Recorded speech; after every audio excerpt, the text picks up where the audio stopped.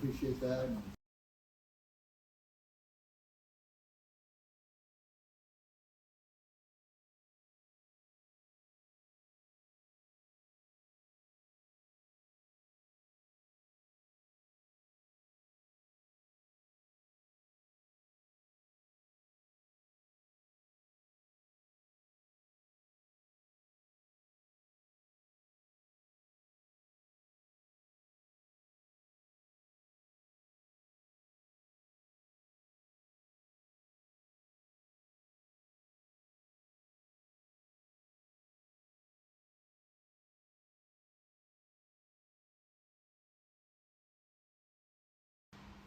That means he's a really good wrestler. Yeah, back in the States there. He doesn't shoot any takedowns. He does all like slide bys and hand fighting. And a lot of the stuff that he was able to help me with in a really, really short amount of time raised the bar at the gym greatly. I mean, it really, really just improved our competition team by like mega amounts. So it's really, really simple stuff. I'm gonna have him share some stuff with you guys today that I think will improve the gym or your gym or whatever in your wrestling. If you take the time to drill this stuff, guys, it's really, really good stuff, okay? So it's like getting into a jiu-jitsu match and getting caught in this position and pulling on each other for 3 minutes and then, you know, just pulling guard because you don't really know what to do. This stuff helps fix all that. So I'll turn it over to him, let him get started and see if you guys can incorporate some of this stuff in your game, all right? All right, let's start off with basic snap down, all right? So partner's gonna collar tie me. A lot of people make the mistake of trying to snap with the bent elbow, with the arm bent, I mean. So like I can't really get much snap from here. So I'm gonna push into him, get this arm straight. Then I'm gonna slide the hand down to the wrist, club the head and the wrist at the same time. So just move around a little bit, push into your partner, get the arm straight, slide your hand to the wrist and the head, just catch him in the front headlock. Push in, get the arm straight, slide to the wrist, snap the head. Another thing, guys, don't try to snap your partner straight down, right? Try to snap him at an angle, all right? Try to take his head over his feet, like a slope. So push in, get the arm straight, snap. All right, make sure you get your legs back so I don't snap them right into my legs. Push in, get the arm straight, snap. You just catch him right in the front headlock. Easy enough? Let's do it. Clap 1, 2, 1, 2. Now we're gonna get into the football grip. So this time I'm gonna roll the wrist over my head. Like I'm brushing my hair, guys. I'm gonna grab the wrist, thumb down, like I'm brushing my hair with this hand. I'm gonna club the head, I'm gonna catch the chin. Just like this. So club, catch the chin. Keep my elbows in tight. So push in, wrist roll, club, catch the chin, keep the head center your chest, put your chest on the back of his neck, and then we're gonna sag back. From here, guys, I'm just gonna come over the top of the arm. All right? Push in, roll the wrist, club, catch the chin, sag backwards, come over the top of the arm. The reason I keep the head center on my chest is because if I let it slip out, he's gonna duck behind me and take my back, so I don't want that to happen. Boom. So we roll. Don't duck your head too, that's another thing. Don't duck your head. Just take the wrist over the top of your head, club and catch, chin on the back, sag back. Okay? Just for all ties, you know, like just getting them off, hand fighting. Yep. So if he's got a collar tie, yeah, so this is to clear the collar tie, guys. If you guys can just get this wrist, and you don't even need to clear the tie, you can just club right to the football grip. Okay? And on the grip on the wrist, your 4 fingers should be on the inside of his hand, thumb on the outside. That way he can't wrist roll. If I grab it like this, he can break my grip and my hand's on the outside of his hand. So I want the grip on the inside. Push in, football grip. Yep. Any questions? All right, let's try it out. 1, 2. Ooh. Oh. pretend that we already cleared the wrist, right? So whatever side wrist that you're grabbing, that's the foot. That's the same side that you're gonna foot sweep, right? So it's his right leg. So I want him to step. So I'm gonna circle right, pull this wrist. From here, I'm gonna kick the foot. As he steps back, I'm gonna snap to the football grip. All right. So I get the wrist, I circle, kick the foot, right to the football grip. So you gotta time the step. As he's stepping back, you guys are pulling his head to the mat. Circle, give him a step, kick the foot, snap to the football grip. You guys can lock however you want at the end. So one more time. You got the wrist, fingers are on the inside, thumbs on the outside. I'm pulling, circling. All right, when I get him to step, I'm gonna kick the foot. As he steps back and snap it to the football grip. Any questions? Yeah. So it's as he steps back that you're trying to sweep. Yeah, as he's stepping back, you're pulling him to the mat. Right. So you force a step forward. Yep. Okay. If he doesn't step, kick his foot again. Okay. All right, you're sweeping it with the flat part of your foot.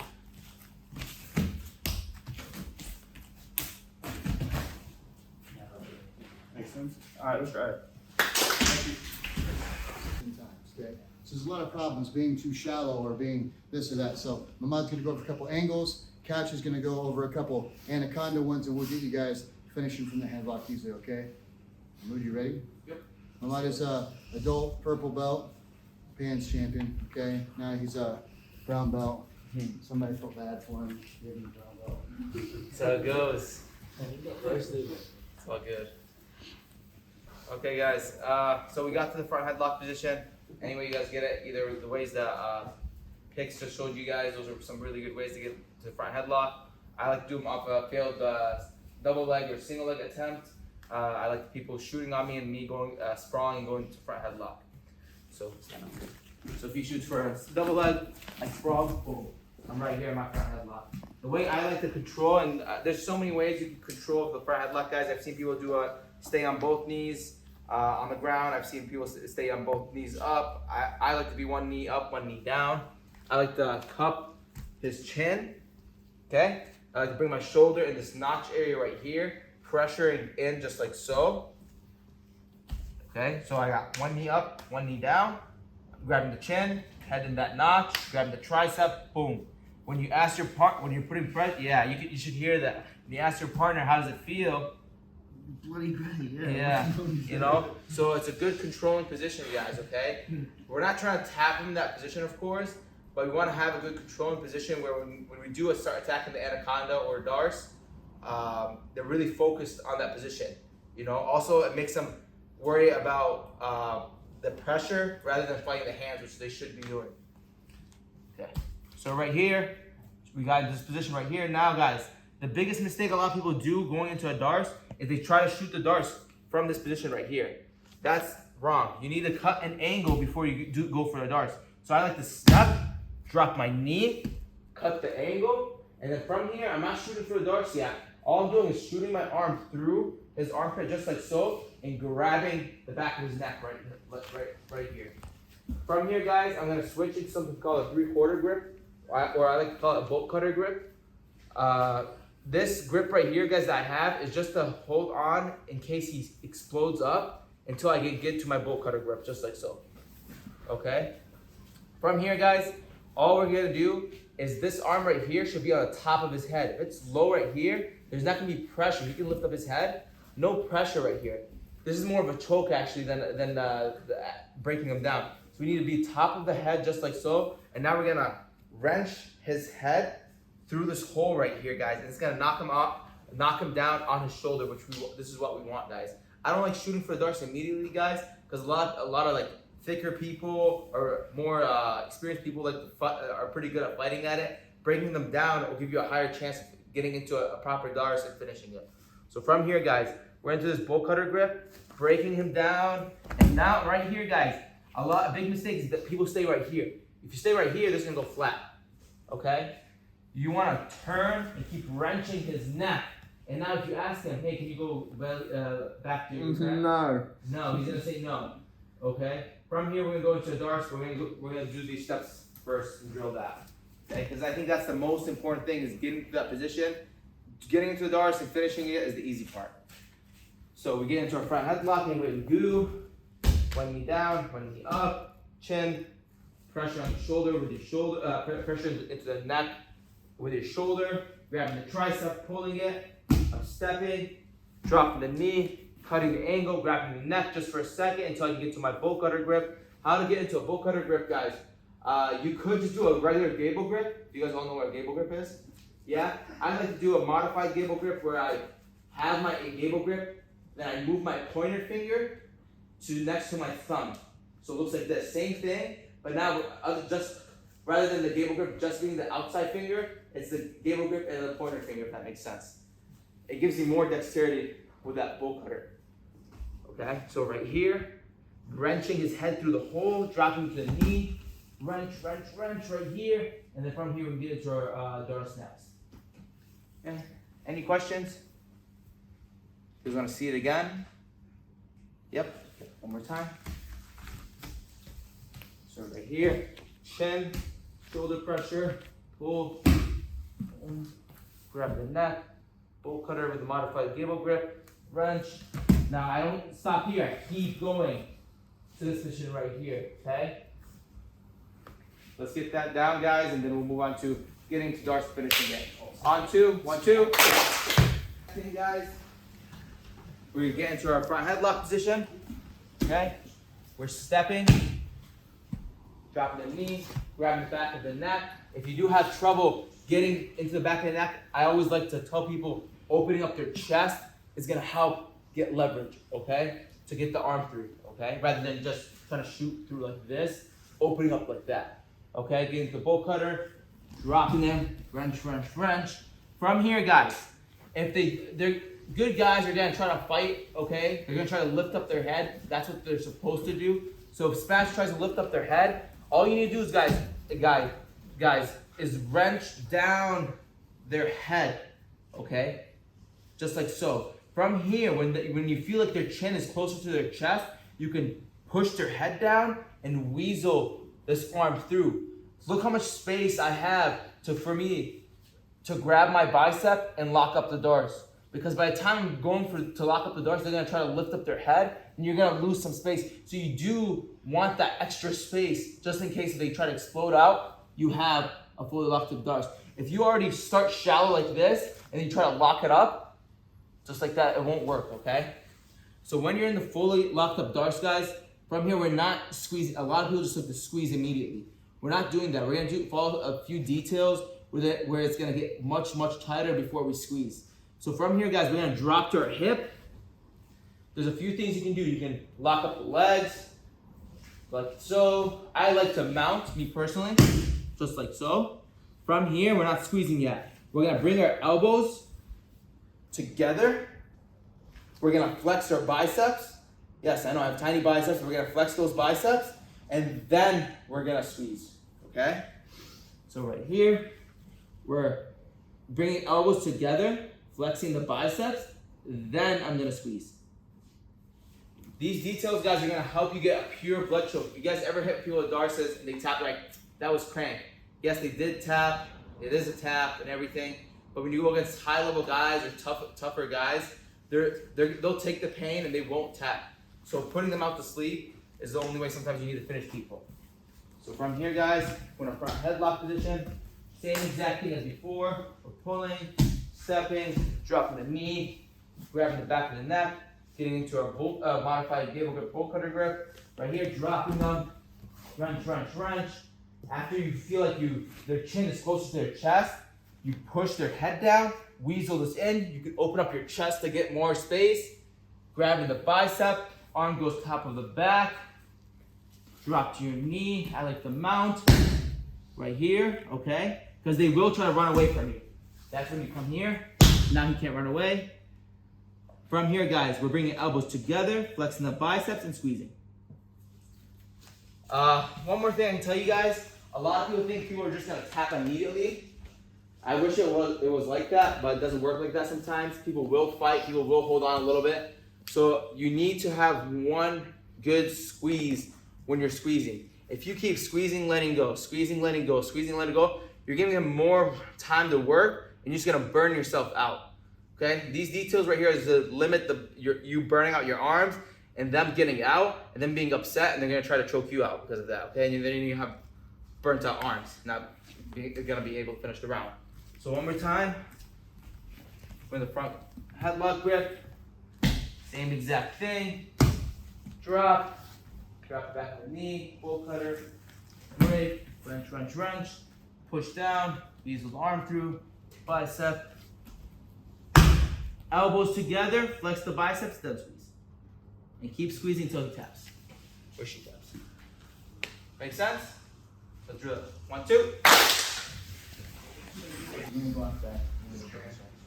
Any questions, guys? No? Everyone got it? No big deal. Go get him, Tiger. All right, guys. So, just going off of what Mahmoud just showed, the anaconda, instead of going to the inside, is just inside arm to the outside. Okay, so instead of outside arm in, inside arm out. Okay, so from here, when you guys go, something I like to do is kind of turn my palm, like really flex my wrist, that way I can really stick him here. And if you guys work on getting your shoulder down on top of their neck and making them carry your weight like you should, you can work on finishing here. Just with What happens to be tapping? Huh? That's tight as fuck. Yeah. You can tap if you want. That's tight. So here, we go palm out. All we're gonna do, off of this, chin strap, cup the elbow, circle to get that elbow forward. You wanna get their shoulder and their head as close together as possible. Shoot this arm to the outside, and all we're gonna do is go palm to bicep here, take one more step up, and sit through. Okay? From here, I'm gonna reach to the outside of my arm with this hand and turn my thumb down, okay? So here, and when I bring this back in, when I bring this arm back in, it brings my elbows really close together and makes it super, super tight, okay? So here, I get my hand to the outside, and then I just bring my thumb back towards my face, okay? It's gonna start choking him as soon as I start bringing my hand back to my face, okay? So when you guys get here, we're just gonna go big chest, thumb towards the chin, okay? Apply the choke there. So. Here, chin, elbow. I'm gonna circle to get that elbow forward, make his head and shoulder really, really narrow. That way it's easier to get our arms to. We're already kind of set up for the choke there. Here, get that elbow forward. We're gonna shoot that inside arm out. Palm bicep. From here, we're just gonna take one more step up, sit through. Okay, just get here for now, guys. We'll worry about the finish here in a second. I just want you guys getting that sit through down because it's super, super important. Being able to keep close while you're breaking them down, okay? You squeeze them a You little gotta bit. talk while he's sitting me in it? Yeah. Just real slow, steady pressure. It's okay, Spatch. It's all right. Put me out. Any questions from there? No? All right. 1, 2. Just going into the finish here. After we break them down. Alright? Yes, sir. So we're here. We get in. We want to get our hand. We're just going to grab as far on the outside of our arm as we can, okay? So we're just going to turn our thumb down. The one that's on the top, the one that's not around his head, we're just going to take that thumb and turn it down. Then we're just going to grab as far on the outside of the arm as we can, okay? So here, thumb down, hand to the outside. From here, we're just going to bring our thumb back towards our face, okay? Here, we're going to try to get our chin over our own wrist. If you guys are having a hard time getting your chin over your own wrist, there's a few reasons that can happen.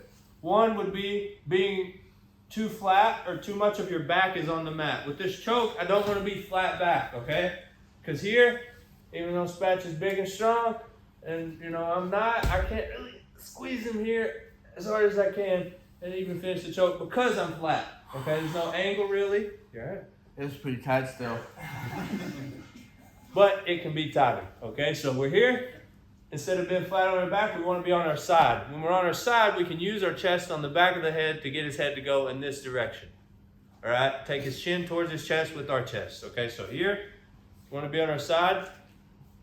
All right, and then if you guys are still having difficulty getting your chin over your wrist, all we're going to do is turn our hips over. So I'm just walking, turning my hips over and pulling myself up on top of him with my grip.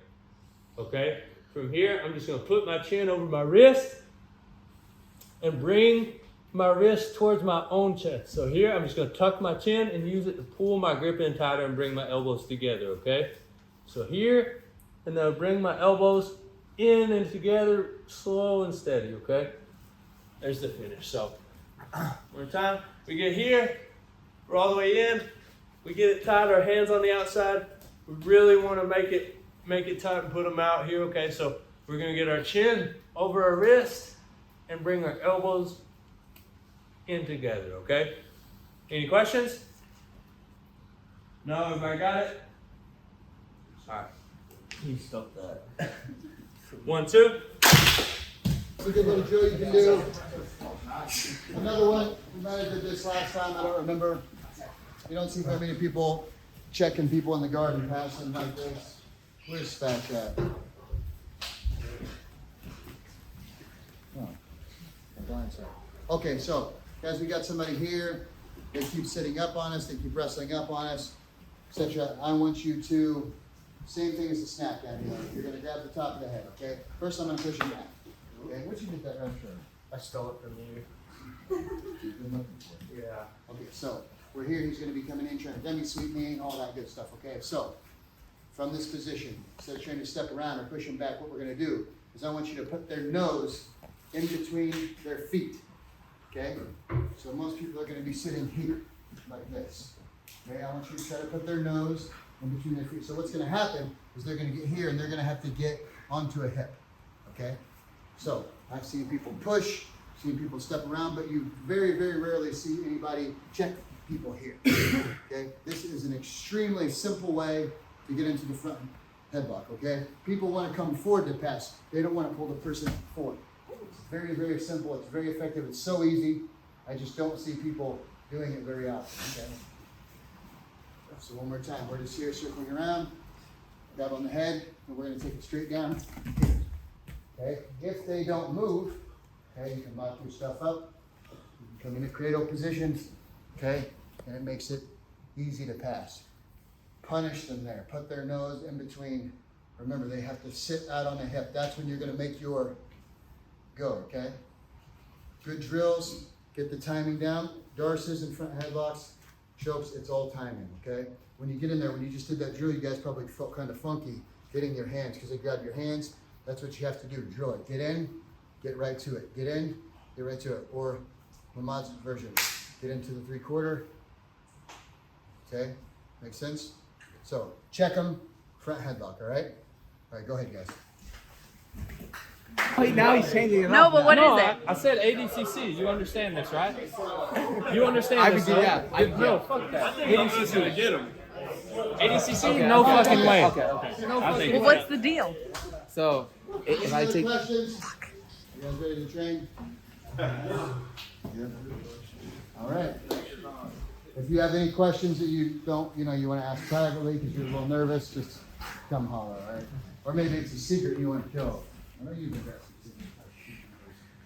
All right, guys, fuck it, let's train. Grab a partner, put some time on, get it in. Go with the boys as much as you can, okay? You can go with each other all the time.